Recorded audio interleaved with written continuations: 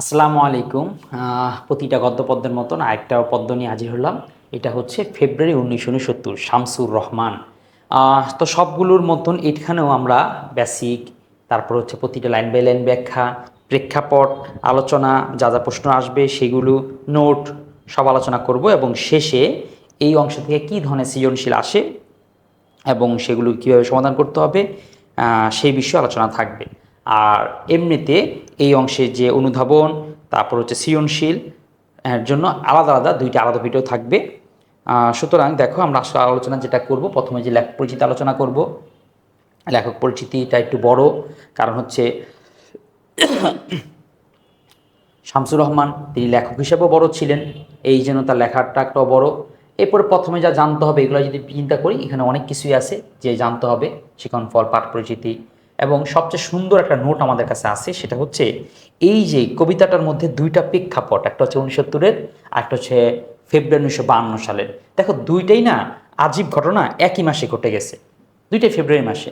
তো লেখক সেই জিনিসটাকেই একসাথে মিলে উপস্থাপন করেছে। তো আমরাও সেইখানে এই জিনিসটা দেখতে পাচ্ছি বা এই জিনিস শিখতে পারতেছি। তারপরে যদি আমরা মূল কবিতায় যাই, মূল কবিতায় অনেক কিছু আমরা পাচ্ছি। মূল কবিতায় বেশ কিছু জিনিস পাচ্ছি, যে প্রতি লাইন বাই লাইনের ব্যাখ্যা আমরা এগুলো শিখতে পারছি, দেখতে পারছি, পড়তে পারতেছি। কবিতার সারাংশ এগুলো তোমরা নিজেরা পড়বা, এটা আবার আমাদেরও পড়া থাকবে না, আমরা মূল লাইন বাই লাইনের ব্যাখ্যা পড়লে এটা তোমরা পারবা। হ্যাঁ, আমরা আবার আরেকটা এই জিনিসটা পড়িয়ে দিব, যে পুরো কবিতাটাকে তোমার কাছে পানির মতন সহজ লাগে, এই জন্য একটা গল্প আকারে সাজিয়েছি। তো সেই গল্পটা আমরা পড়বো। আর একটা হচ্ছে সুন্দর একটা নোট আছে, সেটা হচ্ছে যে আমাদের কবিতাটা যারা একবার পড়েছো বা যাদের কনফিউশন লাগতো তারা বুঝবে এটার ভ্যালুটা। আর যারা পড়ে তারা বুঝে নাও যে আসলে এই কবিতা যখন তুমি পড়বা, কবিতায় রফিক, জব্বার, বরকত, সালাম সম্পর্কে আলোচনা করা হয়েছে। এখন এমসিকিউতে যখন আসে যে এই কাজটা কে করেছে, মানে কবিতার এই লাইন অনুযায়ী তারা শূন্যে ফ্ল্যাগ তুলেছে, ঘাতকের সামনে বুক পেতে দিয়েছে, এখন স্টুডেন্টদের কনফিউশন লাগে, আচ্ছা এটা জানি কে করছিল, এটা কি বরকত করছিল, নাকি সালাম করেছিল, নাকি রফিক করেছিল। তো ওই কনফিউশন দূর করার জন্যই এই একটা সুন্দর আলাদা একটা নোট। এইখানে তোমাকে এই উপকারটা, এই নোটটা তোমার এই উপকারটা করবে, যে কনফিউশনের দ্বিধা দূর করে দিবে, কোনটা আসলে কে করেছিল সেটাই তোমাকে আলাদা করে মনে করাবে। তো আমরা দেখি এমসিকিউগুলো আছে, সেটা আমরা হয়তো লাইভ ক্লাসে, তারপর হচ্ছে এরকম আলাদা ভিডিওর মাধ্যমে থাকবো, কারণ এমসিকিউ তো রেকর্ড করে দিয়ে লাভ নেই, সেখানে তোমাদের উপস্থিত থাকতে হবে, তোমরা পারছো বা করতেছো, পড়তেছো, দুইটা একসাথে মিলিয়ে আলোচনা করতে হবে। জ্ঞানমূলকও সেই লাইভ ক্লাসেই আলোচনা হবে। অনুধাবনমূলক প্রশ্ন যেটা কথা বলবো, এটা আমাদের যেটা ভিডিও থাকবে। আর সৃজনশীলের জন্য একটা ভিডিও থাকবে, পূর্ণাঙ্গ একটা, মানে যতগুলো সৃজনশীল সবগুলোকে বুঝিয়ে দেওয়ার জন্য, বা যে কটা সৃজনশীল আসতে পারে সেটার উদ্দীপক দেখে আমি কিভাবে করে তোমরা জিনিসটাকে ধরবা, বুঝতে পারবা, তার জন্য একটা ভিডিও থাকবে। তো যাই হোক, খেয়াল করো, আমাদের প্রতিটা নোটের মতন এখানেও কিন্তু বিশ্ববিদ্যালয়ের প্রস্তুতির প্রশ্নও আছে। ঠিক আছে, তাহলে আমরা সবগুলো পড়লাম, পড়ে আমরা জানবো। তো শুরু করি আজকের আলোচনা। প্রথমেই কবি পরিচিতি, কবি শামসুর রহমান। হ্যাঁ, কবি শামসুর রহমান। একটু প্রশ্ন, ভুল বলছি, কেউ ধরতে পারছো কিনা জানি না। কবি কিন্তু শামসুর রহমান না, তিনি হচ্ছে শামসুর রাহমান। রাহমান, এটা মনে রাখতে হবে, কারণ কবিতা যেভাবে লিখেছে তার নামটা সেইভাবে করেই মনে রাখতে হয়। তিনি যেমন শামসুর রহমান, তাকে শামসুর রহমান মনে রাখতে হবে। জসিমউদ্দিনের মধ্যে যেমন জসিমউদ্দিন দুইটা ডকে যুক্ত করে লিখতেন না, সেটাকে তোমাকে তাইলে কবির মতন করিয়ে লিখতে হবে। এই জিনিসগুলো আমাদের মনে রাখতে হবে, আর মনে রাখতে তো হবেই, আর আমিও তোমাদের মনে করিয়ে দিব, যে মনে করিয়ে দিলাম। প্রথমে যদি আসি, কবি পরিচিতি। শামসুর রহমান বাংলাদেশ আধুনিক বাংলা সাহিত্যের অন্যতম প্রধান কবি। আজীবন তিনি নিষ্ঠার সঙ্গে কাব্য সাধনায় নিয়োজিত ছিলেন। তিনি ছিলেন গণতন্ত্রের পক্ষে, ছিলেন সত্য, সুন্দর ও ন্যায়ের পক্ষে। আচ্ছা, কবি সম্পর্কে যদি একটু বলি, দেখো, আমাদের দেশ স্বাধীন হওয়ার আগে আমরা রবীন্দ্রনাথ, কাজী নজরুল, জীবনানন্দ দাশ, মানিক, অনেক লেখকের নাম শুনেছি। তো মিকচার করা, তখন তারা আমাদের বাংলার, উইপার বাংলা সবাই একাকার মিলিয়ে এক বাঙালি লেখক। কিন্তু স্বাধীনতার পরে তো জিনিসগুলো সব আলাদা হয়ে গেল, আমাদের লেখক আর তাদের লেখক। এই যে আলাদা যখন হয়ে গেল আমাদের স্বাধীনতার পরে, আমাদের সর্বশ্রেষ্ঠ লেখক বা প্রধান লেখক যদি বলি, এই ছিল শামসুর রহমান। স্বাধীনতার পরে, স্বাধীনতার আগেও যদি বলি, তখন হয়তো কেউ কেউ ছিল, বা তেমনভাবে আলোচনা হয়তো অনেকে আসতে পারেননি, কিন্তু তিনি কিন্তু অন্যতম একজন যে ছিলেন, সেইভাবে তিনি অন্তত অন্তত আসতে পেরেছিলেন। তো ঠিক আছে, আমরা কি বলা যায়, এভাবে করে মনে রাখার চেষ্টা করবো, বোঝার চেষ্টা করব। তো তার নাম যদি বলি, তার নাম হচ্ছে শামসুর রহমান, ডাক নাম হচ্ছে বাচ্চু, ছদ্মনাম মজলুম আদিব। উপাধি ছিল নাগরিক কবি বা সার্বক্ষণিক কবি। তো আমাদের এর মধ্যে কি কি মনে রাখতে হবে? তার ডাকনাম বাচ্চু দরকার নেই, ছদ্মনাম মজলুম আদিটা মনে রাখো, আর উপাধি হচ্ছে নাগরিক মনে রাখো। সার্বক্ষণিক কবি মনে রাখার দরকার নেই, নাগরিক কবি, এটাই প্রশ্ন যা আসবে। বাকিগুলো হচ্ছে আমরা ইনফরমেশনটাকে পূর্ণ করার জন্য দেওয়া হইলো। জন্ম হচ্ছে 1929 খ্রিস্টাব্দ। তার মানে আমরা 1929 থেকে আমরা কি বুঝতে পারতেছি তিনি কিন্তু দেশ ভাগ হওয়ার আগেই তার জন্ম। তার মানে 1971 সালে তার বয়স প্রায় 40 বছর। তার মানে তিনি তখন যথেষ্ট প্রবীণ লেখক। 1952 ভাষা আন্দোলনের সময় তার বয়স তখন কত? তাহলে 50 যদি হয়, প্রায় 21-22 বছর। সুতরাং তখন সে তরুণ, তখন থেকে সে উত্থান, তার লেখক হয়ে ওঠাটা শুরু হয়েছিল। পৈতৃক নিবাস, জন্মস্থান মাহাতটুলি, পুরান ঢাকার মাতুলা। মাতুলা মানে অর্থাৎ তার নানির বাড়ি, মার বংশের বাড়ি বা মাদের দিক থেকে, অর্থাৎ সেখানে তার জন্ম হয়েছিল, মানে তার ঢাকায় জন্ম হয়েছিল। আর তার বাড়ি যেটা ছিল সেটাও সেই নরসিংদীর পাহাড়তলী রায়পুরা গ্রামে। এই যে পাহাড়তলী, এই গ্রামের নামটাও কিন্তু গুরুত্বপূর্ণ, কারণ এই পাহাড়তলী গ্রামটা বিখ্যাত হয়ে আছে এই শামসুর রহমানের জন্যই। এটা তার পৈতৃক নিবাস। মুক্তিযুদ্ধের সময় তিনি এখানেই লুকায়িত ছিলেন। তার পরিবারটা কোনোভাবেই সাহিত্যের সাথে রিলেটেড ছিল না দেখে এখানে তার পরিবারটা কোনোভাবে গুরুত্বপূর্ণ না। যদি শিক্ষা জীবন বলি, তার শিক্ষা জীবন, তিনি প্রগজ স্কুলে পড়েন। ঢাকা প্রগজ স্কুল কোথায় তোমরা চিনো কিনা জানি না, এটা পুরান ঢাকাতেই অবস্থিত। সেই সময়ের একটা বিখ্যাত, মানে খ্রিস্টানদের সৃষ্টি করা একটা কলেজ। পুরান ঢাকা দেখবা প্রায় 3-4টার মতন খ্রিস্টানদের কলেজ আছে। পুরান ঢাকায় কিন্তু প্রচুর পরিমাণে খ্রিস্টান রয়েছে। তো ওই প্রগোস, এটা একটা খ্রিস্টানদের স্কুল। তো তিনি সেই স্কুলে পড়াশোনা করেছেন। 45-47 ভর্তি হয়েছেন ঢাকা কলেজে।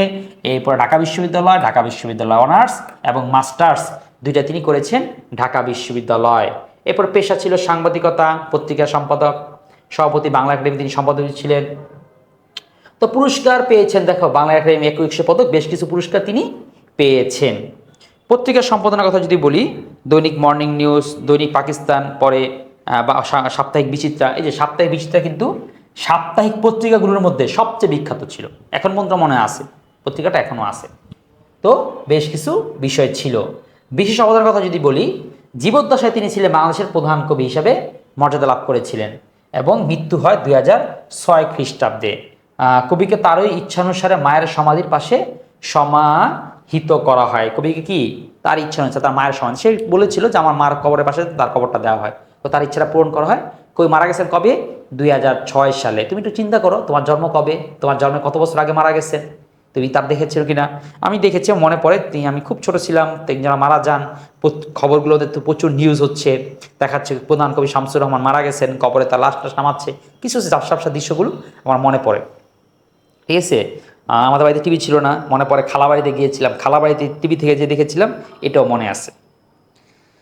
হ্যাঁ, ওকে। তারপরে আমরা দেখি সাহিত্যকর্ম হচ্ছে 1949 খ্রিস্টাব্দে সাপ্তাহিক সোনার বাংলা পত্রিকায় কবির প্রথম কবিতা প্রকাশিত হয়। দেখো, মানুষের প্রথম কিছু একটা কবিতা হয়, তারপর সে আস্তে আস্তে সে বিকশিত হয়, তিনি বিকাশ লাভ করেন। তো তারও দেখা গেছে তাই, যে 1949 খ্রিস্টাব্দে তার কি প্রথম যে কবিতাটা সেটা প্রকাশিত হয়েছে, আস্তে আস্তে তিনি বিকশিত হয়েছেন, অনেক কবিতা লিখেছেন। শুধু তিনি এই বাংলার না, তিনি প্রায় তথা 50 দশকে, অর্থাৎ সেই সময়টাও একদম ওই পরের থেকে, আমাদের স্বাধীনতার আগের 10 বছর, স্বাধীনতার পরের পর থেকে একদম 2006 সাল পর্যন্ত তিনি একদম কি ছিলেন, দুই বাংলার, হ্যাঁ তৎকালীন কি দুই বাংলার কি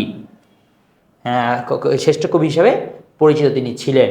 তো তিনি বিভিন্ন দেখো মুক্তিযুদ্ধের সময়, স্বাধীনতা যুদ্ধের সময় যেতে পাকিস্তানে তাকে ধরতে না পারে, এই জন্য তিনি লিখছেন মজলুম আদিব, ঠিক আছে, বিপন্ন লেখক, ছদ্মনামে কলকাতার বিখ্যাত দেশ ও অন্যান্য পত্রিকায় কবিতা লিখতেন। তার কবিতাগুলো আমাদের মুক্তিযুদ্ধে, আমাদের আন্দোলনগুলোতে ব্যাপক প্রেরণা যোগায়। আমরা দেখছো না, পাকিস্তানে এই যে তাদের খুঁজতেছিলেন, এই যে আমাদের এই যে আন্দোলন হইলো 24-এর আন্দোলন, এখানে দেখছেন অনেক র্যাপাররা অনেক গান লিখেছে, সরকার তাদের ধরে নিয়ে গেছে, ধরে মনে করো তাদেরকে আটক করছে, গ্রেপ্তার করছে, মাইর দেওয়ার চেষ্টা করছে, অনেক কিছু কিন্তু করার চেষ্টা করছে। তো তাকেও এই কাজটা আসলে করেছিল। তো প্রথমে দেখি, প্রথম গান দিত মৃত্যুর আগে। আচ্ছা, এই যে পাশে যে শালগুলো আছে, এই শালগুলো কি মুখস্থ করবা? না, এই শালগুলো তুমি মুখস্থ করতে পারবা না, মনে রাখার দরকারও নেই। কিন্তু শালগুলো আমি দিয়েছি তোমাকে বোঝার জন্য। দেখ, গল্পের যে নামগুলো আছে সেই নামগুলোর সাথে তার শালের একটা সুন্দর সম্পর্ক আছে। আমি একটু দেখাবো, এটা তোমরা উপকৃত হবা। যেমন প্রথম গান দ্বিতীয় মৃত্যুর আগে, এটা তার প্রথম কাব্যগ্রন্থ, এটা 1960 সালে লেখা। তার মানে কি বুঝতে পারতেছো? এই লেখক তার প্রথম কবিতা লিখেছিল 1949-এ। 50 দিয়ে মনে রাখো, 10 বছর মানে 11 বছর পরে তার প্রথম বই বের করেছে। সুতরাং তুমি এটা কিছু লিখেছো, তোমার কাছে এখনই বই বের করতে হবে, না হলে লেখা সম্পূর্ণ হলো, ধ্বংস হয়ে গেল, তুমি লেখক হতে পারলা না, কেউ তোমাকে চিনল না, এরকম হায় হতাশ হতাশার কিছু নেই। আস্তে আস্তে সবই তোমার হবে। তাহলে পর্যন্ত যেটা লিখেছিলেন তিনি 60-এ তিনি কি করেছিলেন সেটা প্রথম প্রকাশ করেছিলেন। তাহলে প্রথম গান দ্বিতীয় মৃত্যুর আগে 1960 সালে তিনি এটা প্রথম লিখেছিলেন। এরপর রৌদ্র করটিতে, বিধ্বস্ত নীলিমা, নিরালোকে দিব্যরথ, নিজ বাসভূমে। দেখো নিজ বাসভূমে তিনি একটা বই লিখেছেন, এটা কত? 1970 সালে। তারপরে বন্দি শিবির থেকে, এটা 1972 সালে। এখন এটা দেখো, এটা গুরুত্বপূর্ণ। এই যে তার বইয়ের নাম কিন্তু 71 সালে তার কিন্তু কোনো বই নেই। এই যে বইটার নাম বন্দি শিবির থেকে, এটাও 72 সালে লেখার কারণটা কি? এবং তোমাদের এই কারণ 71 সালে তিনি গৃহবন্দী ছিলেন, ঘরের মধ্যেই মোটামুটি লুকিয়েই, কারণ পাকিস্তানে তাকে পেলে মেরে ফেলতো। কারণ তিনি সেই সময় ছিলেন প্রধান বুদ্ধিজীবীদের একজন। তোমরা দেখেছো 14ই ডিসেম্বর অনেক বুদ্ধিজীবী মেরেছে, সেই সময় তাকেও কিন্তু হত্যা করে ফেলতো। তো এই জন্যই তিনি 72-এ কী করেছেন, এই একটা বই লিখেছেন যে বন্দি শিবির থেকে 1972। এরপর লিখেছেন দুঃসময়ের মুখোমুখি, 1973 সালে এটা লিখেছেন। ফিরিয়ে নাও ঘাতক কাটা, বাংলাদেশ স্বপ্ন দেখে, উদ্ভট উঠের পিঠে চলছে স্বদেশ, এক ফোঁটা কেমন অনল, বুকে তার বাংলাদেশের হৃদয়, টেবিলে আপেলগুলো হেসে ওঠে, ধুলায় গড়ায় শিরোনাস্ত্র, মানব হৃদয় নৈবেদ্য সাজায়, দেশদ্রোহিতে ইচ্ছা করে হৃদয় আমার পৃথিবীর আলো, ইকারুসের আকাশ, এক ধরনের অহংকার, আদিগন্ত নগ্ন পদধ্বনি, আমি অনাহারী হইনের হার, গৃহযুদ্ধের আগে মাতাল ঋত্বিক। লিখছেন অনেকগুলো তিনি এরকম লিখেছেন। এর মধ্যে তোমাকে একটা দেখাই, দেখো শুধুমাত্র যে এটাই 72-এ, দেখছো 73-এ লিখছেন দুঃসময়ের মুখোমুখি। কারণ কি? কারণ 71 দেশ স্বাধীন হয়ে যাওয়ার পরে 72-এ আমাদের সংবিধান আসলো, 73-এ কিন্তু দেশে দুর্ভিক্ষ লেগে গেছে। কারণ সেই সময় ধরো দেশের স্বাধীনতায় বঙ্গবন্ধুর অবদান আছে, আওয়ামী লীগের অবদান ছিল, কিন্তু দেশ স্বাধীন করার পরে তাদের মনে হয়েছে আমরা যেহেতু অবদান, সুতরাং একটু লুটপাট, একটু খাওয়া, একটু চুরি তো আমরা করতেই পারি। তো এই যে তারা করেছিল, এই করাতে কিন্তু দেশে দুর্ভিক্ষ চলে আসছিল। সেই দুর্ভিক্ষই দেশের সময় তিনি লিখেছেন দুঃসময়ের মুখোমুখি। এবার 74 লিখছেন ফিরিয়ে নাও ঘাতক কাটা, যে তোমরা আমাদের যে অন্যায়গুলো, আমাদের যে রাজাকার, আমাদের যে মধ্যে যা রেখে গেছো সেগুলো তোমরা ফেরত নাও। তারপর লিখছেন 77 বাংলাদেশ স্বপ্ন দেখে। কেন? মাঝখানে অনেকগুলো বছর তিনি কিন্তু লেখেন নাই। কেন বাংলাদেশ স্বপ্ন দেখে লিখতে হয়েছে? কারণ ওই দেখো 1975-এ তো দেশ পরে বেশ করা সেনা অভ্যুত্থান হইল, এরপরে জিয়াউর রহমান ক্ষমতায় আসলেন, দেশ আস্তে আস্তে তার মতন কি একটু চাঙ্গা হওয়া শুরু করে, দেশ আস্তে আস্তে একটু সফল বা সবল হওয়াটা শুরু করেছিল। ওই যে সফল হওয়া শুরু করেছিল, এই জন্য তিনি লিখেছেন যে কি বাংলাদেশ স্বপ্ন দেখে। তারপর উদ্ভট উঠে ফিরে চলতে স্বদেশ, এটা আবার কবে লিখছে? 83-তে। কারণ এই সময় আবার কার ক্ষমতা? এই সময় আবার এরশাদের আমল। এই আমলে দেশ এই সামরিক সরকার, এই গণভোট, এই মনে করো স্বৈরাচার সরকার, এরকম করে দেশের একটা টালমাটাল অবস্থা। তো সেই জন্য লিখছে উদ্ভট উঠের পিঠে চলছে স্বদেশ, এক ফোঁটা কেমন অলল। এই তো ঠিক আছে। তো দেখো সালগুলো দিয়ে আমরা এই প্রেক্ষাপটগুলো বুঝতে পারি, এটাই। কিন্তু সালগুলো হয়তো একজ্যাক্টলা দেখো এখন কিন্তু মনে রাখা লাগবে না, অটোমেটিকই পারবা। উপন্যাস লিখছেন 4টা, অক্টোপাস, নিয়স মন্তাজ, অদ্ভুত আধার এক, এলোসি অবেলায়। এটা তোমাদের লেভেল, এইচএসসি লেভেল, এটা এত আহামরি গুরুত্বপূর্ণ নয়। প্রবন্ধের বই 2টা, আমৃত্যু তার জীবনানন্দ, এটা হচ্ছে 1986-তে লিখছে। কবিতা এক ধরনের আশ্রয়। গল্পের বই লেখেন নাই, নাটকেও তিনি লেখেন নাই। শিশুতোষ বই লিখেছেন বেশ কিছু, এলাটিং বেলাটিং, ধান বানলে ক্রু দিব, রংধনু শাকো, ফুল গোলাপ ফুলে খুকির হাতে, লাল ফুলকির ছড়া। অনুবাদ লিখছেন, সম্পাদনা করেছেন। আত্মস্মৃতি লিখছেন স্মৃতিশহর, কালের ধুলায় লেখা। এই তো বেশ কিছু লেখা তিনি লিখেছেন। ওকে, তারপর যদি আমরা আসি আমাদের এই যেগুলো জানতে হবে, পড়তে হবে, শিখতে হবে, সেগুলো যদি বলি, প্রথমে আসি উৎস। ফেব্রুয়ারি 1969 কবিতাটি শামসুর রহমানের নিজ বাসভূমে কাব্যগ্রন্থ থেকে চয়ন করা হয়েছে। অর্থাৎ ওই যে বলছিলাম, দেখছো কেন বলছিলাম, এই দেখো এটা প্রকাশিত হয়েছে 70 সালে, 70 সালে হয়েছে। তার মানে এই কবিতাটি তিনি লিখেছেন 1970 প্রেক্ষাপটে। সুতরাং 70 সালে যে বইটা বের করেছেন সেই বইয়ের মধ্যেই নিশ্চয়ই কবিতাটা পাওয়া গিয়েছে। আসলে লেখকরা তাদের মতন করে বিভিন্ন পত্রপত্রিকা, বিভিন্ন জায়গায় কবিতা লিখতে থাকে। হঠাৎ যখন বই মেলা বা কোনো একটা উৎসব আসে, অনেকগুলো কবিতা জমে যায়, সবগুলোকে একসাথে করে একটা বই বানায় ফেলে। এই জন্যই কিন্তু এভাবে করে আসে। ফেব্রুয়ারি 1970 কবিতাটি শামসুর রহমানের কি নিজ বাসভূমে কাব্যগ্রন্থ থেকে চয়ন করা হয়েছে। কবিতাটি গদ্য ছন্দে রচিত। তাহলে তোমাদেরকে আমরা কি আগে গদ্য ছন্দ কি জিনিস সেটা কি বুঝিয়েছিলাম? গদ্য ছন্দ হচ্ছে সেই ছন্দটাই এখানে কবিতার শেষে লাইন টু লাইন মিল নাই। আমরা যেরকম তুমি বিদ্রোহী কবিতা বলো, বীর অন্যতম শির, বীর শির, ঠিক আছে, আমি মাইন, আমি মাইন নাকি কোনো আইন, আমি ভীম ভাসমান মাইন, এই যে আইন মাইন মিল আছে। সোনার তরী, গগনে গরজ মেঘ, ঘন বরষা বরষা, কুলে একা বসিয়াছি নাহি ভরসা, বরষা ভরসা, এই যে মিল। কিন্তু এই কবিতাগুলো এরকম মিল থাকে না। আমরা কবিতার দিকে তাকাই, দেখো মিল নেই। দেখো কি বলছে, আবারও ফুটেছে দেখো কৃষ্ণচূড়া থরে থরে শহরের পথে, কখনো নিবিড় হয়ে কখনো মিছিলে বা ওরা, দেখছো কি নেই, লাস্ট লাইনগুলো মিল নেই, কেউ একটা গদ্যের মতন, কেউ একটা গল্পের মতন। এটাগুলোকে আগে এক সময় মানুষ কবিতা বলে স্বীকার করতো না, বলছে এটা আবার কেমন কবিতা। কিন্তু পরে বলছে না, শুধুমাত্র শব্দের মধ্যেই কি ছন্দ, ছন্দ হয় অনুভবের মধ্যেও, ছন্দ হয় স্বীকৃতির মধ্যেও। তো দেখলাম এই ছন্দ, এটা কবিতাটি গদ্য ছন্দে রচিত। বিষয়বস্তু হচ্ছে ফেব্রুয়ারি 1969, কবিতাটা দেশপ্রেম, গণজাগরণ ও সংগ্রামী চেতনার কবিতা। এটা শিখন ফল যদি বলি, এটা দিয়ে আমাদের ভাষা আন্দোলন এবং চেতনাকে উদ্বুদ্ধ করা উচিত। আমাদের কবিতা যারা পড়বে তারা যাতে এই 71-এর চেতনা, গণঅভ্যুত্থানের চেতনা, কিংবা এই স্বৈর শাসকের বিরুদ্ধে এই চেতনা, অর্থাৎ মানে প্রতিবাদী চেতনাটা ধারণ করে, দেশের পক্ষে হয়ে, শত্রুর বিপক্ষে হয়ে যাতে এই চেতনাগুলো ধারণ করে, এটা হচ্ছে শিখন ফল। আর যেটা পাঠ পরিচিতি, এটা হচ্ছে 1969-এ পাকিস্তানি শাসক গোষ্ঠী পূর্ব, আচ্ছা আমার পাঠ পরিচিতি হালকা করে তোমাদের বলে রাখি, এটা এখানে লাইন টু লাইন পড়ার কিছু নেই, একটু মুখ দিয়ে বলি। মানে আসলে কবিতার মূল প্রেক্ষাপটটা হচ্ছে, তোমরা জানো কি না, আমাদের এই যে 24 আন্দোলন হয়ে গেল না স্বৈরশাসকের বিরুদ্ধে, হাসিনার বিরুদ্ধে, আমরা বিরক্ত হতে হতে, মানুষ বিরক্ত হতে হতে একটা দিন সুযোগ পেল, আর সবাই তাকে জাগ্রত হইল, সবাই একসাথে নেমে আসলো, স্বৈরাচার পালিয়ে গেল। এরকম না, ঠিক একই রকম ঘটনা 69 গণঅভ্যুত্থান হয়েছিল। আমাদের দেশ, মনে করো আমাদের দেশ 1947-এ দেশ ভাগ হয়েছে, তারপর 1952-তে ভাষা আন্দোলন হয়েছে, তারপর ঠিক 1954 একটা নির্বাচন হইল, নির্বাচনে আমরা জয়লাভ করলাম, কিন্তু আমাদের 3 মাস 2.5 মাস, মানে 2 মাস 4 দিন, 5 দিন ক্ষমতায়, 6 দিন ক্ষমতায় ছিলাম, তারপর আমাদের ক্ষমতা আবার নিয়ে গেছে।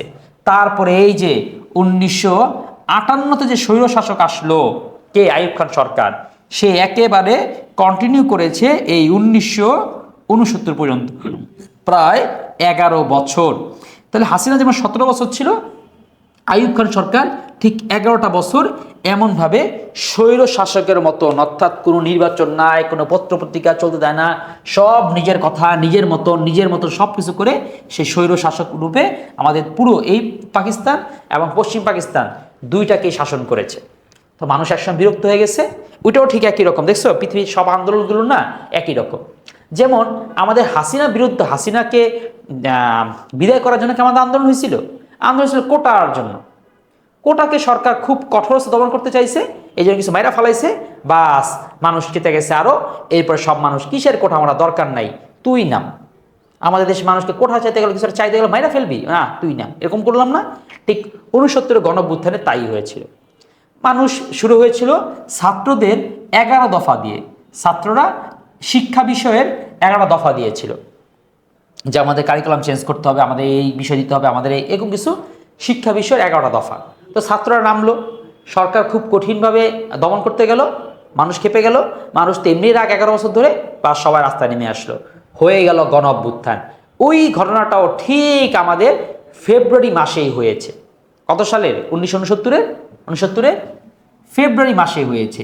এইটা দিয়েই লেখক মনে করি, দেখো আমাদের যে দুইটা জাতীয়বাদের দুইটা চেতনা, আমাদের দেশের বিখ্যাত দুইটা ঘটনা, একটা হচ্ছে 52 ভাষা আন্দোলন, সেই সময় আমরা রাজপথে নেমে এসেছিলাম, বুকে তাজা রক্ত দিয়ে ভাষাকে রক্ষা করেছিলাম।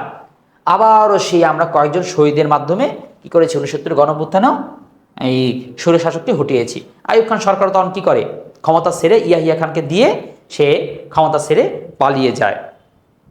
তারপরে আইয়ুব খান কোন দেশে কোথায় গিয়ে মারা গেছে লুকায়, এগুলো আজকাল জানতে পাইনি। এখন তো মনে করো হাসিনা ভারত থেকে একটু টিকটাক আলোচনা করে, চিন্তা চাচামেচি করে, ওই যখন মরে যাবে তখন মনে করো অন্য কারো দিয়ে আর বাঁচা রেখা দলটা ধরে রাখবে, ও আসলে হয়তো মরে গেছে গা, কিন্তু মানুষ বুঝাবে না ও মরে নেই গা, আর কণ্ঠ দিয়ে ও কথাটা বলে যাবে, এরকম কিছু তখনও মনে করবে। কিন্তু সে সময় তো নিয়ম ছিল না।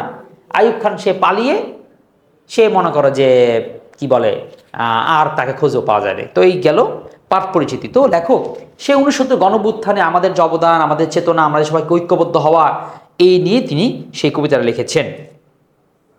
এরপরে আসি এই যে দুইটা কথা, ফেব্রুয়ারি 1970 এবং 52 যে তুলনামূলক বিশ্লেষণ। দেখো প্রেক্ষাপট কি, 52 সে পাকিস্তানি সরকারের বিরুদ্ধেই, কিন্তু ওটা ছিল উর্দু ভাষার জন্য। আর এটা ছিল যে একনায়ক আইয়ুব খান একনায়ক শাসকের যে বিরুদ্ধে ছাত্র জনসাধারণের গণ আন্দোলন, ঠিক আছে, শিক্ষা আন্দোলন ও 11 দফা আন্দোলন জোরদার হয়। ঘটনা কি, 21 ফেব্রুয়ারি ভাষার দাবিতে ছাত্ররা ঢাকার বিশ্ববিদ্যালয়ের সামনে বিক্ষোভ করে পুলিশ গুলি চালায়। এটা ছিল এই প্রেক্ষাপট। আর এই প্রেক্ষাপট কি ছিল, 15 ফেব্রুয়ারি, কালকে এটা ছিল 21 ফেব্রুয়ারি, এটা ছিল কি 15 ফেব্রুয়ারি। পুলিশের গুলিতে ছাত্র আসাদ শহীদ হয়, একটা ছাত্র ছিল নাম আসাদ, ও শহীদ হয়ে যায় পুলিশের গুলিতে। এরপর স্বাদেশ আন্দোলন ছড়িয়ে পড়ে। কি ব্যাপার, ছাত্রকে মারবে কেন, গুলি করতে সরকার এত সাহস পায় কি? আসলে সরকার গুলি করতে এই জন্যই, গুলির ভয় পেয়ে মানুষ যাতে আর না নামে, গেলে মেরে ফেলায়, যাতে না নামে। কিন্তু মানুষ তো থামে নেই, মানুষ তো ঠিকই নেমেছে। তো এটাই 15 ফেব্রুয়ারি পুলিশের গুলিতে ছাত্র আসাদ কি হয়, শহীদ হয়ে যায়। আচ্ছা, তো সারা দেশে কি তীব্র আন্দোলন ছড়িয়ে পড়ে। আচ্ছা, এইখানে আমরা কি দেখতে পাই, 15 ফেব্রুয়ারি আসাদ কি চিনছো কি না? এই আসাদের নামে কিন্তু একটা গেট আছে, আসাদ গেট। তোমরা শুনছো? তোমরা কেউ হয়তো এই ভিডিওটা দেখার মধ্যে যদি মনে পড়ে, মোহাম্মদপুরের দিকে একটা জায়গার নাম আছে কিন্তু আসাদ গেট। বাস ফেলার বলে আসাদ গেট নামবে কারা, আসাদ গেট নামেন, আসাদ গেট চলে আসছে, আসাদ গেট। এই আসাদের নামেই কিন্তু এই আসাদের যে গুলি করা যে টি শার্টটা, যে রক্তাক্ত যে টি শার্টটা, সেটা আছে হচ্ছে আমাদের জাদুঘরে। জাদুঘরে, হ্যাঁ, আমাদের জাদুঘরে এই আসাদের টি শার্টটা এখনো সংরক্ষিত আছে। তো আমাদের জুলাইয়েরও তো অনেক শার্ট, আমার জুলাইয়েরও তো কিন্তু অনেক অনেক কি বলে স্মৃতি বিষয় আছে। এগুলোকেও সরকার জাদুঘর মানে বানাচ্ছে, কিন্তু এটাকে অন্তত উদ্বোধনটা করে ফেলা উচিত ছিল নির্বাচনের আগে আগেই, যাতে মানুষ এই এই কি বলা যায় জাদুঘরটা দেখতে পারে। তো জাদুঘরে এগুলো সব থাকার কথা। আমাদের গণভবন গণভবনটা এখন যাতে জাদুঘর হয়ে গেছে, আর হয়ে গেলে ভালো। তো দেখি তারিখ হচ্ছে, এটা ছিল 21 ফেব্রুয়ারি, আর এটা ছিল কি 15 ফেব্রুয়ারি আসাদ মারা যায়, 22 ফেব্রুয়ারি ডক্টর শামসুজ্জোহা মারা যায়। আর মার্চ মাসে, আইয়ুব খান কিন্তু ফেব্রুয়ারি মাসে পতন ঘটে না, আমাদের আন্দোলন শুরু হয় ফেব্রুয়ারি মাসে, কিন্তু আইয়ুবের পতন ঘটে মার্চ মাসে। তারপরে শহীদ যদি হয়, এখানকার শহীদ হচ্ছে কারা, রফিক জব্বার, সালাম, বরকত, শফিক, আবুল বরকত, এরা ছিল আমাদের এখানকার ভাষা আন্দোলনের শহীদ 52। আর এখানে ছিল হচ্ছে আসাদুজ্জামান আসাদ ছাত্র, আর ডক্টর শামসুজ্জোহা ছিলেন ঢাকা বিশ্ববিদ্যালয়ের শিক্ষক। আরেকজন মারা গিয়েছে সার্জেন্ট জহুরুল হক, ঠিক আছে, তাকেও হত্যা করা হয়েছিল। এবার বিরোধ শক্তি, সেটাও পাকিস্তান, ওটাও ছিল বিরোধ শক্তি আইয়ুব খান। এখানে ছিল মোহাম্মদ আলী জিন্নাহ, সেখানে ছিল এই আইয়ুব খান। ফলাফল কি, 56 সালে বাংলাকে রাষ্ট্রভাষার স্বীকৃতি দেওয়া হয়। আর এটা ফলাফল ছিল আইয়ুব খান সরকার আমাদের বাংলাদেশকে ছেড়ে, কিংবা আমাদের পুরো সে সময় পশ্চিম পাকিস্তান, পূর্ব পাকিস্তান, পাকিস্তান ছেড়ে পালিয়ে যেতে বাধ্য হয়। তো এই আমরা দেখতে পাচ্ছি, এই যে আমাদের রফিক জব্বার, বরকত, সালাম, আর এইদিকে একটা বাচ্চা, এই বাচ্চা এখনো বেঁচে আছে, তাকে দেখা যায় ওই অনুষ্ঠিত গণঅভ্যুত্থানের সময় অনেক বাচ্চা ছিল, বুঝে না বুঝা এরকম আন্দোলনে এরকম খুব ভয়েস রেস করেছিল। তো দেখো, 52 ভাষা আন্দোলন ছিল সাংস্কৃতিক ও জাতীয়তার সূচনা, আর 69 গণঅভ্যুত্থান ছিল রাজনৈতিক মুক্তির পূর্ব ধাপ, যা 1971 মাধ্যমে কি হয়, যুদ্ধের মাধ্যমে আমরা সেটা সম্পূর্ণ করি। ঠিক আছে, এই হচ্ছে আমাদের দুইটা বিষয়। এবার আসে আমরা কবিতার আসল পড়া। আসল পড়া তো পড়তেই হবে।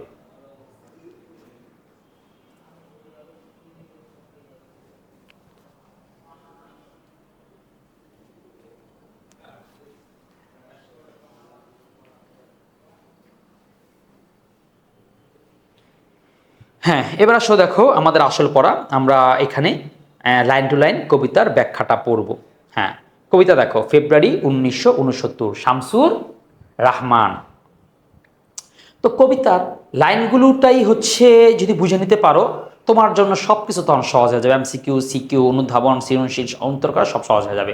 এই জন্য সবচেয়ে বেশি মনোযোগটা এই অংশে দিবা, দরকার হলে বারবার টেনে টুনে হইলেও এই অংশটাই দেখবা।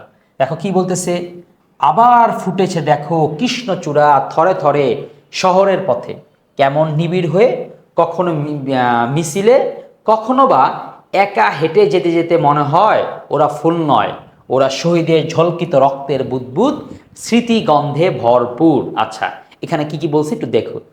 আবার কেন বলল, ব্যাখ্যা যদি আসে, এই আবার কথাটা মানে কি, দেখো আবার ফুটেছে বলতে, এই যে ফুল, এই যে সুন্দর কৃষ্ণচূড়া ফুল, এটা একবারও ফুটেছিল কখন, ওই 52 সালে। লেখক এত ফুল থাকতে কৃষ্ণচূড়া ফুল কেন বলল, কৃষ্ণচূড়া ফুল লাল, আর আমাদের শহীদদের রক্তের যে রং লাল, এই জন্য লেখক এই লালটা দিয়ে মনে করিয়েছে। তোমরা ভাবো রক্ত, অথচ রক্তই কি আমাদের ফুল, এটা আমাদের চেতনার রং, এটা আমাদেরকে উজ্জীবিত করে, মনে করিয়ে দেয়। তো বলতেছে এই যে আবার দেখো ফুটেছে কৃষ্ণচূড়া, বলতে আমাদের সেই যে আন্দোলন তীব্র হওয়া, আবার আমাদের মধ্যে সেই 52 চেতনা আবার জাগ্রত হয়েছে। বলছে ফুটেছে কি কৃষ্ণচূড়া, থরে থরে শহরের পথে, অর্থাৎ শহরের প্রতিটা অলিগুলিতে মানুষ সে আন্দোলন বা সেই চেতনাকে দানা বাঁধতে শুরু করেছে, ভিতরে ভিতরে সে উজ্জীবিত হচ্ছে। কেমন নিবিড় হয়ে, কখনো মিছিলে, কখনো একা হেরে যেতে মনে হয় ওরা ফুল নয়। লেখকের কি মনে হয় সেই কৃষ্ণচূড়াগুলো ফুল না? এটাই আমাদের চেতনা, এটাই যেমন আমাদের শহীদদের রক্ত, এগুলো আমাদের মনে করিয়ে দেয়, এটা আমাদের মনে করিয়ে দেয় আমাদের অবদানের কথা। আমরা যে ভীতু বা কাপুরুষ জাতি নই, এরকম আমাদের মনে করিয়ে দেয়। কখনো মিছিলে, কখনো বা একা হেঁটে যেতে মনে হয় ফুল নয়, ওরা শহীদের ঝলকিত রক্তের বুদবুদ, স্মৃতিগন্ধে ভরপুর। বলতেছে 21-এর কৃষ্ণচূড়া আমাদের চেতনার এই রং। এটা কিসের রং? আমাদের কিসের চেতনা? চেতনা কাকে বলে? চেতনা হচ্ছে, দেখো না, কিছু জিনিস আছে তোমাকে বললে পরে তোমার পছন্দ দাঁড়িয়ে যায়, কারণ তোমাদের জাগ্রত, তুমি চেতন অনুভব করো। কিছু জিনিস আছে তুমি এটা জানো না, দেখো চেতনা জাগ্রত কেন হবে? তো এরকম ধরো 52 চেতনা তোমার কাছে কেমন লাগবে, আর যে তোমার দাদা কিংবা দাদু কিংবা বাবা যারা হচ্ছে আন্দোলনে অংশগ্রহণ করেছিল তার কাছে কেমন লাগবে? নিশ্চয় তার চেতনা জাগ্রত হবে।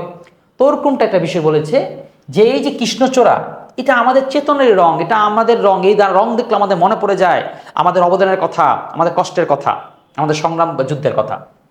বলছে এই রঙের বিপরীত আছে অন্য রং। এই রঙের বিপরীতে কি আছে? অন্য রং আছে। সেই রংটা কি? যে রং লাগে না ভালো চোখে, যে রং সন্ত্রাস আনে। আচ্ছা, তাহলে লেখক বলছে এটা লাল রং, এটা কিসের রং? চেতনার রং, এটা শুভ রং, এটা ভালো রং, এটা প্রতিবাদের রং, এটা উজ্জীবিত হওয়ার রং। তুই বলছে এই রঙে কি, এই রঙই কি আমাদের সে রয়েছে? এই রঙই কি আমাদের সব জায়গায় আছে? না, ভালোর সাথে খারাপও আছে। এই রঙের বিপরীতে একটা রং আছে, সেটা হচ্ছে কালো রং। কালোটা খারাপের কথা বলছে।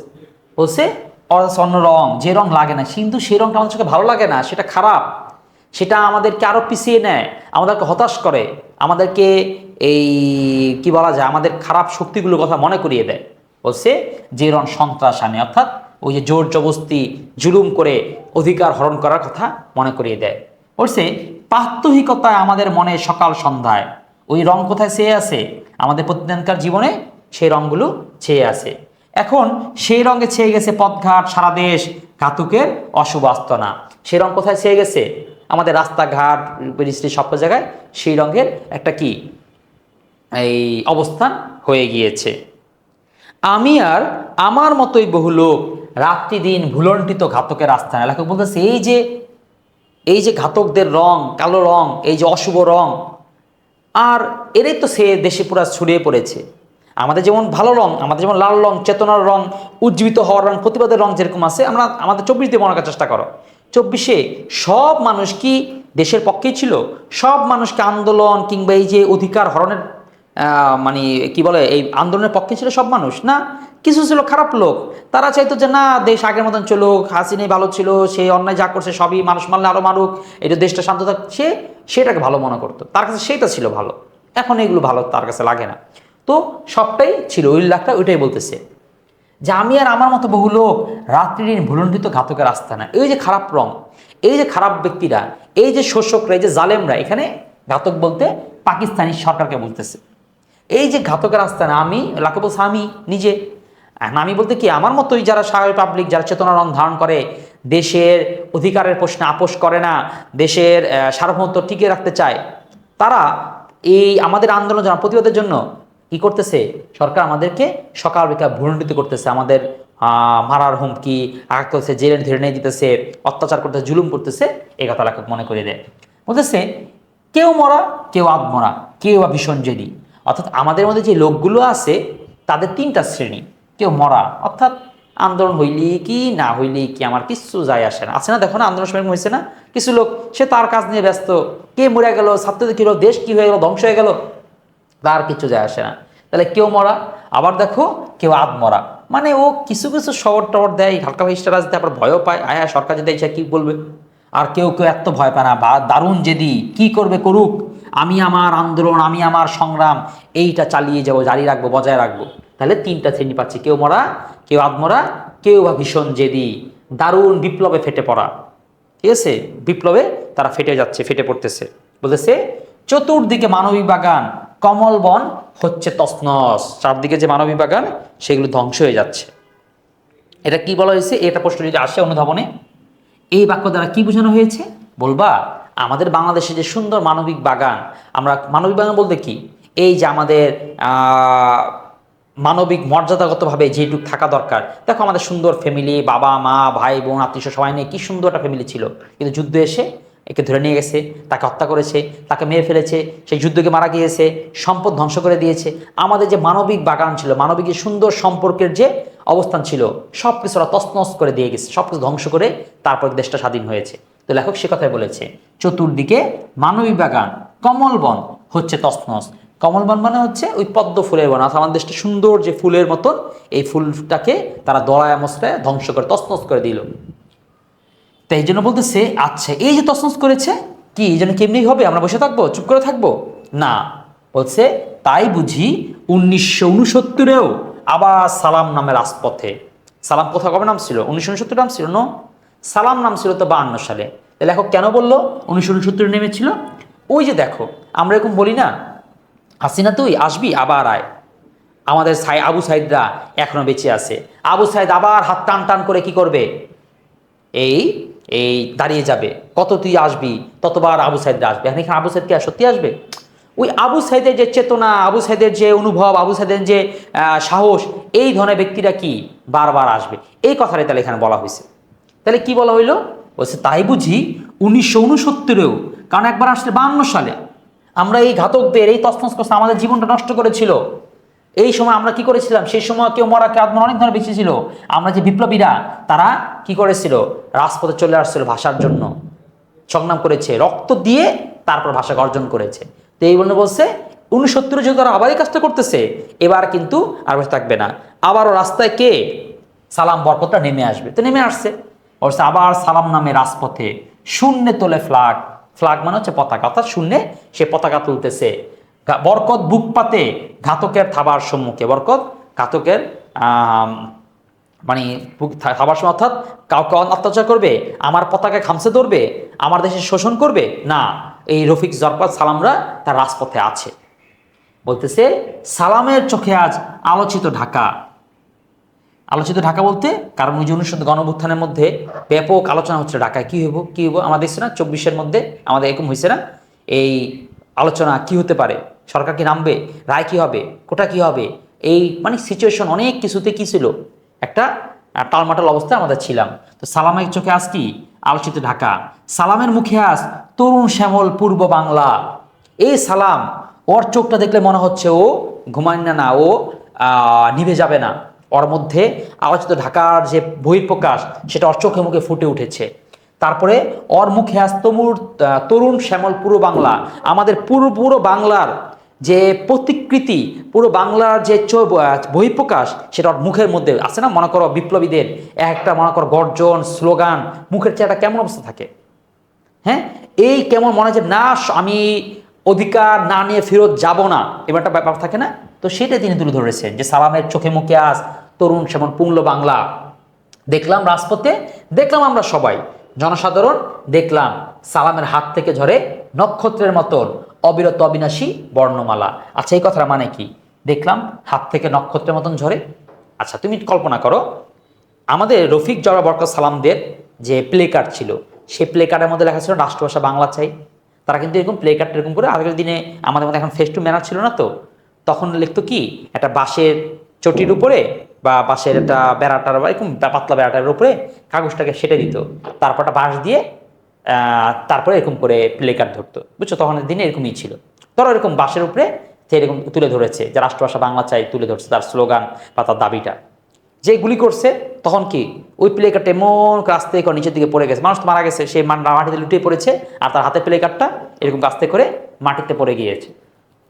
তাহলে বলতেছে দেখলাম সালামের হাত থেকে ঝরে কি নক্ষত্রের মতো অবিরত অবিনাশী বর্ণমালা। এখন অবিনাশী বলছে কেন?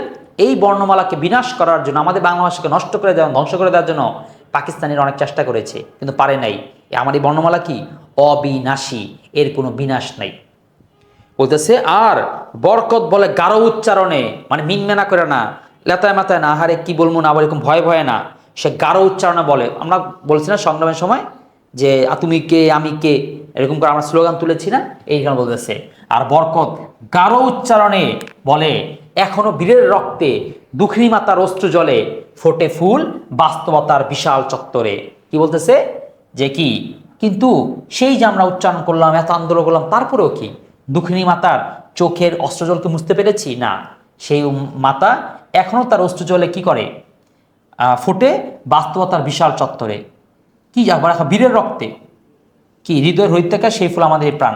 অর্থাৎ এই ভাষা আন্দোলন, আমাদের সংগ্রাম, আমাদের চেতনা, সেই কৃষ্ণচূড়ার ফুলটা যেটা আমাদের চেতনার রং, আমাদের চেতনার ধারণ বাহন, বলছে এই ফুলটা এখনো পর্যন্ত এমনি এমনি জ্বলে না।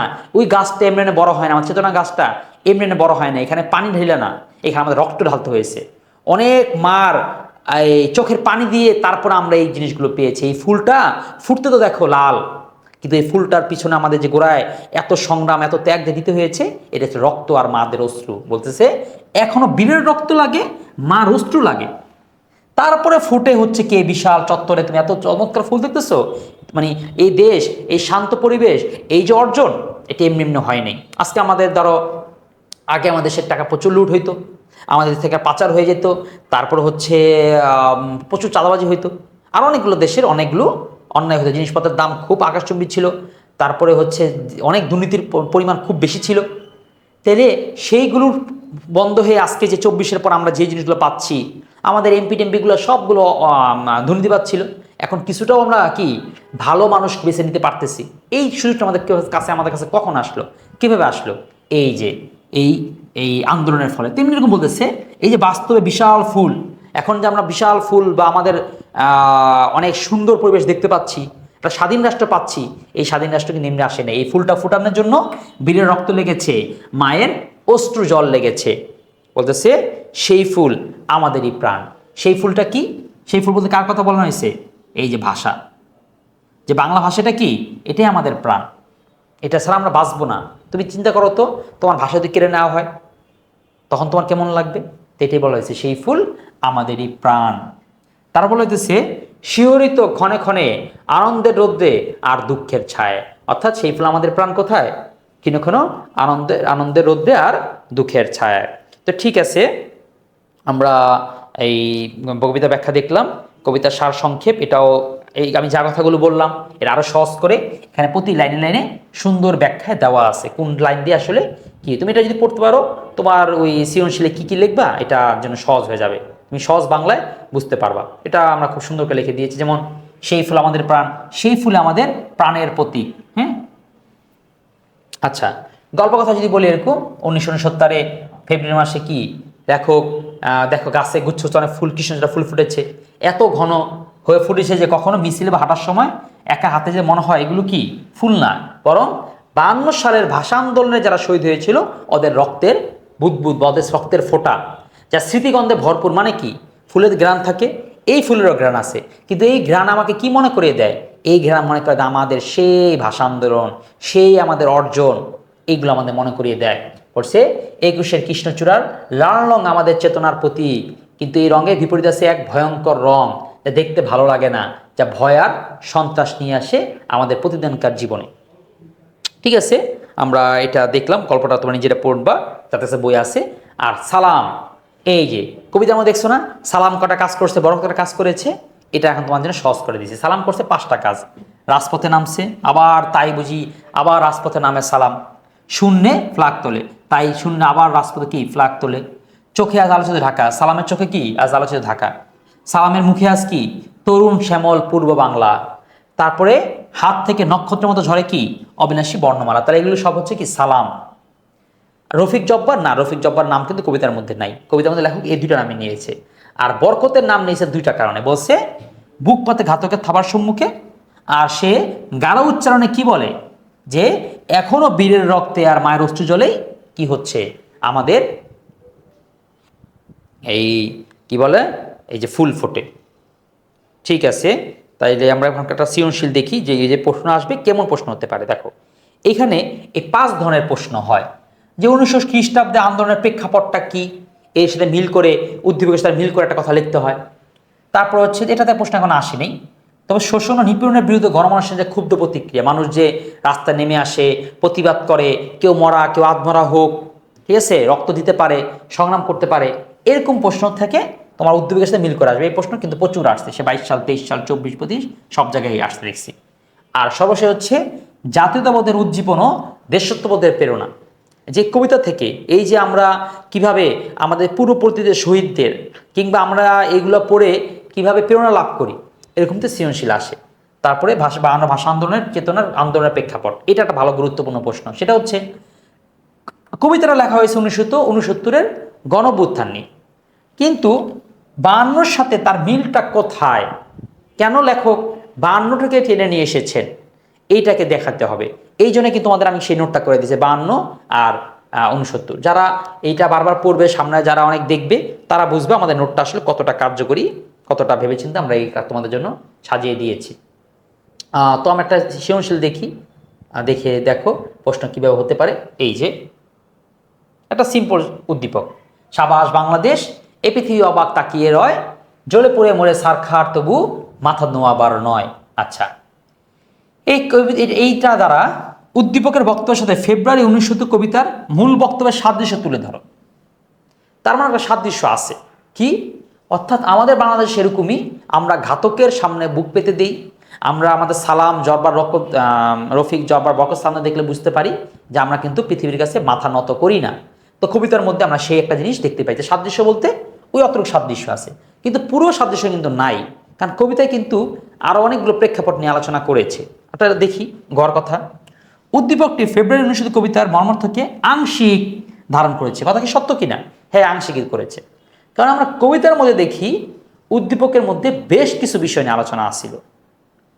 সেখানে কবিতার মধ্যে ওই আমাদের ভাষা শহীদ, তারপর হচ্ছে সরকারের কালো ঘাতক আস্তানা, মানে কালো ঘাতক তারা যে কীভাবে তছনছ করে ফেলতেছে, অর্থাৎ অশুভ শক্তির যে পদচারণা, সেটা নিয়ে আলোচনা আছে হচ্ছে এই আন্দোলনের সফল করার জন্য আমাদের যে বীরের রক্ত, মায়ের অশ্রু, অথবা আমাদের যে ত্যাগগুলো কী কী ছিল সেগুলো আছে। কিন্তু এইখানে উদ্দীপকের মধ্যে ওই ছোটোমাত্র একটা অংশ, ওই সাহস, আমরা যে কতটা সাহস বীরের জাত, এইটুক শুধু আছে। কিন্তু কবিতার মধ্যে কিন্তু আরও প্রেক্ষাপট, আরও ঘটনা, আরও কার্যক্রম, আরও চেতনা, আরও রঙের অনেকগুলো জিনিস নিয়ে আলোচনা করা হয়েছে। সুতরাং বলা যেতে পারে যে উদ্দীপকটি ফেব্রুয়ারি 1970 কবিতার মর্মার্থকে আংশিক ধারণ করেছে। ঠিক আছে, তো এরকম করে সৃজনশীল আরও কয়েকটা আছে, আমাদের এখানে যে কটা সৃজনশীল আছে এই কটা পড়লে তোমাদের শত শত এত সৃজনশীল পড়া তোমরা পড়তেও পারো না, পড়া সম্ভব হয় না। এই জন্য আমরা বাছাই করে কয়েকটা সৃজনশীল দিয়েছি, যে এই কটা পড়লেই সৃজনশীল তোমার যেভাবেই আসুক তুমি পারবা, বরং কি আমরা যেইভাবে আসুক তার চেয়ে বেশি করে দিয়েছি। অর্থাৎ তুমি চাইলে আমাদের যে কটা আছে সেগুলোকেও তুমি একটু আরও বাছাই করে কাটছাট করে পড়তে পারো। ঠিক আছে, মূলত এই 4টা পয়েন্ট পড়তে পারলেই তোমার সৃজনশীল যেমনি করে আসুক তুমি পারবে। যে এই 4টা পয়েন্ট তুমি আগে এই 4টা পয়েন্টের উত্তর মুখস্থ করো, তাইলে তুমি যেমনি করে উদ্দীপক আসুক তুমি মিলিয়ে ঝিলিয়ে লিখে দিতে পারবাই। ঠিক আছে, তাইলে আমাদের আর বলা কিছু নেই। আজকে ভিডিওটি এখানে শেষ হচ্ছে, কবিতাটি এখানে শেষ হচ্ছে। দেখা হবে আর অন্য কোনো একটা ক্লাসে। তখন সবাই ভালো থাকো। আসসালামু আলাইকুম।